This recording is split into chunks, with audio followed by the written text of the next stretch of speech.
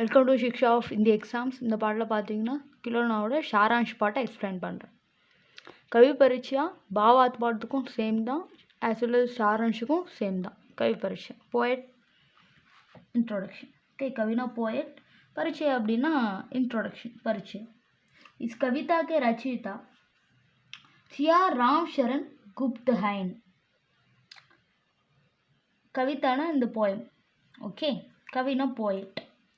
இந்த போயட்டுடைய டீச்சர் யாருன்னா ஆத்தர் யார் அப்படின்னா सिया राम शरण गुप्त. सिया राम शरण गुप्त. ओके, गुप्त हैं. आपका जन्म ही सन 1895 में चिरगांव, ओके चिरगांव में हुआ. आप राष्ट्र कवि मैथिली शरण गुप्त के अनुज हैं. मौर्य विजय दुर्वादल ओके दुर्वादल अद्री पाते आदि आपके कविता संग्रह ओके संग्रहैन அப்படின்னு சொல்லியிருக்காங்க. ஓகே, சன்கிரஹைன் ப்ரொனவுன்சியேஷன் புரிஞ்சுக்கலாம் நம்புகிறேன். இப்போது இதுக்கான மீனிங் சொல்கிறேன். இஸ் கவிதாக்கு ரச்சிதா சியா ராமச்சரன் தான் அவங்க இந்த போயட்டுடைய ஆத்தர்.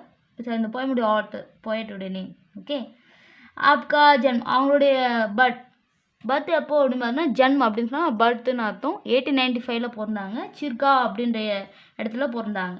ஓகே, ஆப் ராஷ்டிர கவி மைத்திலி சரண் அவங்க ராஷ்டிர கவி அப்படின்னு. ராஷ்டிர கவினா நம்ம நேஷ்னல் போயட் மைத்திலி சரணுடைய தம்பி. ஓகே, மைத்திலி சரண் நம்ம இந்த பாட்டை ஃபஸ்ட்டு போயமில் நம்ம பார்த்துருப்போம். உங்களுக்கு நத்திருந்தாலும் உங்கள் இன்ஸ்டியூஷனில் மைத்திலி சரண் பற்றி நீங்கள் படிச்சிருப்பீங்க. ஓகே, நான் இப்போதைக்கு எக்ஸாம் ரிலேட்டட் அப்படின்றனால ஒரு சில 3 போயம்ஸ் தான் நடத்துவேன். அந்த 3 போயம்ஸில் ஏதாவது ஒரு போயம் எக்ஸாமுக்கு வந்துடும். ஓகே, मैथिली शरण गुप्त के अनुज हैं தம்பி. ஓகே, இந்த ஒரு லைன் வேணாம், இது வந்து எக்ஸப்ட், இது தேவையில்லை, மற்றெல்லாம் படித்தா போகும். இதுக்கப்புறம் நீங்கள் இந்த டேஷோடு முடிச்சிட்டிங்க. அப்புறம் மௌரிய விஜய் துர்பாதல். ஓகே, துர்பாதல் அப்படின்றது அவங்களோட ஒரு போயம். அதே போல் மௌரிய விஜய் அப்படின்றது அவங்களோட இன்னொரு ஒரு போயம் பேர். அப்புறம் ஆத்ரி. ஓகே, ஆத்ரி தான் அவங்களோட இன்னொரு ஒரு போயம். ஸோ இது போல் ஒரு 3 போயம் தந்துட்டு அப்புறம் 4வது போயம் வந்து பாத்தை ஆதி எக்ஸட்ரா. இது போல் ஒரு 4 போயம் அவங்களுக்கு தந்துட்டு அப்புறம் எக்ஸட்ரான்னு சொல்லியிருக்காங்க. ஓகே, இதெல்லாம் அவங்களுடைய க்ரியேஷன்ஸ். அவங்களோட இன்னும் ஒரு சில ஒரு ரொம்ப ஃபேமஸான ஒரு புக்ஸ் அப்படி சொல்லலாம், கவிதை புக்ஸ். ஓகேவா. ஆப்கே கவிதா சன்கிரஹைன். கவிதான்றது போயம், சன்கிரஹைன்னா அவங்களோட க்ரியேஷன்ஸ், அவங்களோட அனதர் ஃபேமஸான புக்ஸ் போல். லைக் கிலோனா நமக்கு தந்திருக்காங்க, அது போல் இந்த ஒரு போயம்ஸ்லாம் இருக்குது. ஓகே, மௌரிய விஜயன்லாம் இருக்குது. நெக்ஸ்ட் ஷாரான்ஷ். ஓகே, ஷாரான்ஷில் பார்த்தீங்கன்னா இந்த கதையை சுருக்கி தந்திருக்காங்க. இதுதான் ஆக்சுவலி மெயின் பார்ட். ஓகே, நீங்கள் இதை பாவாத்திலே படிச்சிருப்பீங்க. இஸ் கவிதா மே பால் மனோவிஞ்ஞான் கா சுந்தர் பரிச்சய ஹை. இந்த போயமில் என்ன சொல்கிறாங்கன்னா பால் மனோவினான். பால் அப்படின்னா குழந்தைங்க, சைல்டு. ஓகே, குழந்தைங்க வந்து பால்னா பாலக் அப்படின்னு சொல்லலாம், பாலக அப்படின்னு சொல்லுவாங்க. ஸோ மனோவினான் அப்படின்னா மனசு சம்மந்தப்பட்ட அந்த ஒரு விஷயங்களை சொல்கிறது. மனசு சம்மந்தப்பட்ட இல்லை அவங்க மைண்ட் செட் பற்றி சொல்கிறது சைக்காலஜின்னு சொல்லுவோம். ஓகே, அவங்களோட சைக்காலஜி, அவங்களோட ஆட்டிடியூட், பிஹேவியர் பற்றி சொல்கிறது. ஸோ அப்போ சில்ட்ரன்ஸோட பிஹேவியர் பற்றி சொல்கிறது தான் இந்த போயம். இந்த போயத்தில் அதில் ரொம்ப அழகாக சொல்லியிருக்காங்க அப்படின்னு சொல்லுவாங்க. ஒரு அழகான ஒரு இன்ட்ரோடக்ஷன் இருக்குது அப்படின்னு.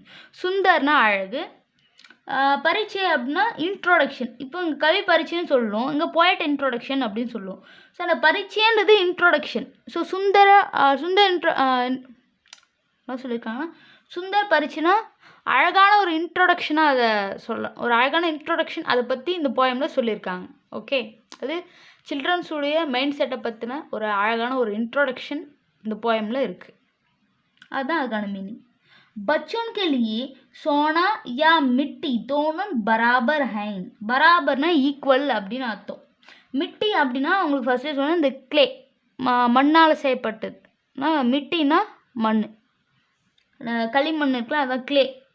ஓகே, மிட்டினா கிளேன்னு தான் அர்த்தம். சோனானா கோல்டு.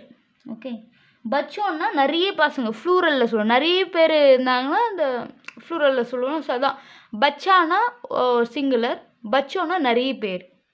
बच्चों के लिए सोना या मिट्टी दोनों இந்த ரெண்டுமே दोनोंனா ஒன்று सोना இன்னொன்று मिट्टी याना और गोल्ड और क्ले दोनों बराबर हैं ரெண்டுமே ஈக்குவல் தான். कभी कभी मिट्टी के खिलौने उनके सोने के खिलौने की उपेक्षा अधिक प्यारी होते हैं. உபேக்ஷானா ரொம்ப டியராக இருக்குது, அதிக் பியாரினா அதிக் அப்படின்னா அதிகமாக, பியாரினா ரொம்ப பிடிச்சிது. ஓகே, ரொம்ப டியராக பார்த்துப்பாங்க. எது தங்க பொம்மையை விடவும் அந்த கிளேவால் செய்யப்பட்ட அந்த பொம்மை, மண்ணால் செய்யப்பட்ட பொம்மை ரொம்ப பிடிக்கும் அப்படின்னு சொல்கிறாங்க. ஓகே, கபி கபி கபி கபினா சம்டைம்ஸ் எப்பயாவது. மிட்டிக்கே கிலோனே, மிட்டினா களிமண்ணால் செய்யப்பட்ட அந்த பொம்மை, கிலோனேனா பொம்மை. ஓகே, ஃப்ளூரல் சொல்லணும்னா நேல முடியும். ஓகே, லாஸ்ட் வந்து நேல முடியதுக்கான அது ஃப்ளூரல். நிறைய பொம்மை வந்தால் கிலோனே, ஒரு பொம்மை வந்தால் கிலோனா. ஓகே, உன்கேன் சோனேக்கி, அதை சோனேக்கி கிலோனேக்கி அது கூட கம்பேர் பண்ணுறப்போ உன்கேன் சோனேக்கே அவங்க கூட இருக்கக்கூடிய, உன்கேன்னா அவங்க கூட, உன்கேன் சோனேக்கே கிலோனேக்கி अपेक्षा अधिक प्यारी होते हैं. சம்டைம்ஸ் அந்த களிமண்ணால் செய்யப்பட்ட பொம்மை அவங்கக்கிட்ட இருக்கக்கூடிய, ஓகே, அவங்கக்கிட்ட இருக்கிறது தான் உன்கேன் அப்படின்னு சொல்கிறாங்க. அவங்கக்கிட்ட இருக்கக்கூடிய தங்கத்தான பொம்மையை விடவும் ரொம்ப பிடிக்கும் அப்படின்னு சொல்கிறாங்க. அதான் அபேக்ஷா, அது ரொம்ப டியராக இருக்கும், ரொம்ப டியரஸ்ட்டு ஒரு திங்காக இருக்கும். ஓகே, ரொம்ப ஃப்ரெண்ட்லியாக இருக்கு, அப்படியே நல்லா பார்த்துப்பாங்க. அதான் அபேக்ஷா அப்படின்னு சொல்லுவாங்க. ஓகே, அபேக்ஷா அதிக் பியாரி ஹோத்தே ஹேன். அதிக் பியார்னா ரொம்ப பாசமாக நல்லா பார்த்துப்பாங்க. அந்த ஒரு பொம்மை மேலே அவ்வளோ ஆசை இருக்கும், இது தங்க பொம்மையை விடவும். அதான் குழந்தைங்களோட மைண்ட் செட், அவங்களுக்கு என்ன பிடிக்குதோ அதுதான் எடுப்பாங்க. கவிதாமே ஏக் ராஜ்குமார், இந்த போயமில் பார்த்தீங்கன்னா ஒரு ராஜ்குமாரன்னு இருக்கான். ராஜ்குமார்னா ராஜா வீட்டு பையன். மிட்டிக்கு கிலோனேக்கு லியே ஹட் கத்தா ஹை. ஹட் கத்தானா அடம் பிடிக்குது. மிட்டிக்கு கிலோனேனா அந்த கிளேவால் செய்யப்பட்ட பொம்மை அவனுக்கு ரொம்ப பிடிக்கும். ஓகே, அதனால் அதை அடம் பிடிக்கிறான், அது வேணும்னு சொல்லி. மிட்டிக்கு கிலோனேக்கு லியேனா அது வேணும், அதான் அது வாங்கணும்னு சொல்லி ரொம்ப அடம் பிடிக்கிறான். ஹட் கத்தா ஹை. ஜிஸ்கே சாத் தின் கரீப் கா பச்சா பத்து மே கேள் ரகாத்தா. பத்துனா ரோடு மேலே விளையாட்டுருக்கான். பத்து மே கேள் ரகாத்தா. ஜிஸ்கே சாத், அவன் ஏன் அடம் பிடிக்கிறான்னா ஜிஸ்கே சாத்துன்னு சொல்லியிருக்கான். ஜிஸ்கே சாத் அப்படின்னா அவன் ஒரு ஏழை பழம் கூட விளையாடிருக்கான். கரீப் அப்படின்னா ஏழைன்னு அர்த்தம். ஜிஸ்கே சாத்னா அந்த ஜிஸ்கேன்றது அந்த கரீபை தான் சொல்கிறாங்க. ஓகே, ஜிஸ்கே சாத்னா வித்துன்னு அர்த்தம், அவங்க கூட அப்படின்னு சொல்லுவோம்ல, அவங்க கூட இவங்க கூட அப்படின்னு. அந்த கூட அப்படின்னு ஒன்றா இருக்குது சாத் அப்படின்னு அந்த வேர்டை யூஸ் பண்ணுவோம் ஹிந்தியில். அதுக்கான மீனிங் என்னென்னா வித். ஓகே, வித் அப்படின்னா சாத் அப்படின்னு அந்த ஒரு வேர்டில் நம்ம ஹிந்தியில் எழுதுவோம். ஜிஸ்கே சாத் இது அந்த கரீப் கூட. அந்த கரீப்னா அந்த ஏழை பச்சான்னு சொல்கிறாங்க, ஒரு ஏழை குழந்தை கூட இவன் விளையாடிருக்கான். இது ராஜகுமாரன். ஓகே, ஜிஸ்கே சாத் தின்னா ஒரு நாள். ஓகே, ஒரு நாள் விளையாடிருக்கான். ஜிஸ்கே சாத் தின்கா.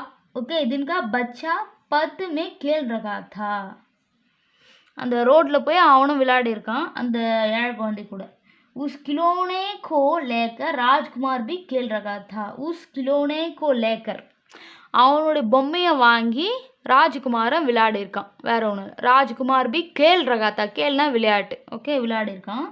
ராஜ்குமார் ராஜ்மகள் வாபஸ் ஆனேக்கே பாத், இது நான் ஒரு மீனிங் சொல்லுவேன். ஓகே, ராஜ்குமார் ராஜ்மகாலுக்கு திருப்பி ரிட்டன் ஆக வரான். திருப்பி அவங்க பேலஸ்க்கு வராங்க, ரிட்டன் ஆகி. வாபஸ் ஆனேன்னா ரிட்டன் ஆகுது, விளையாட்டு திருப்பி வரான். பாத் அப்படின்னா அப்போது ஆனைக்கே பாத், அந்த சமயத்தில். இங்கே ஆனைக்கே பாத்ன்றது அந்த சமயத்தில் அப்படின்னு சொல்லலாம். ஓகே, பாத். Subscribe to Shiksha of Hindi exams.